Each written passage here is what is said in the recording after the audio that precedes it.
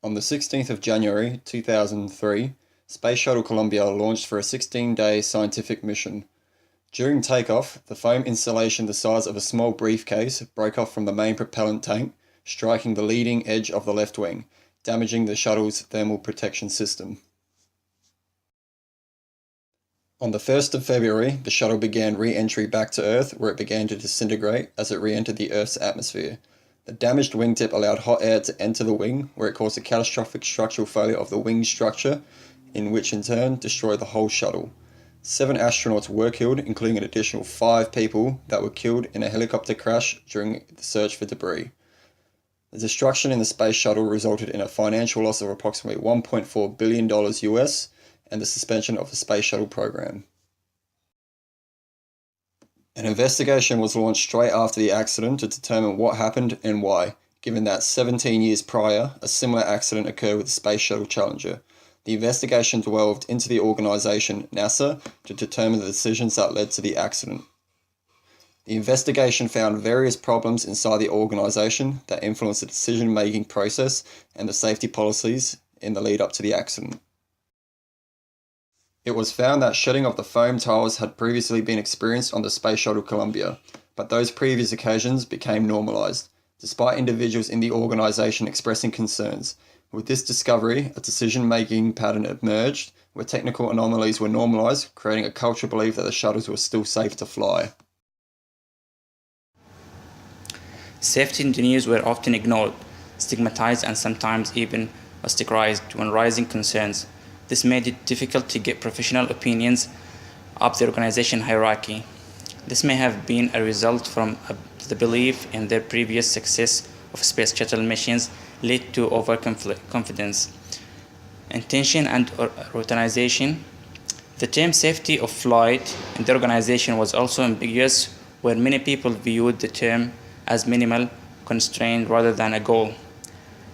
A mentality also developed in NASA over the years was the if it broke, don't fix it mentality. This implied a passive attitude toward maintenance, preventive activity, and created and wait and see situation where until there was a problem, something would be done. This suggests that safety was not prioritized high within NASA in accordance with its deadline and budget. 2 attitudes also developed in NASA.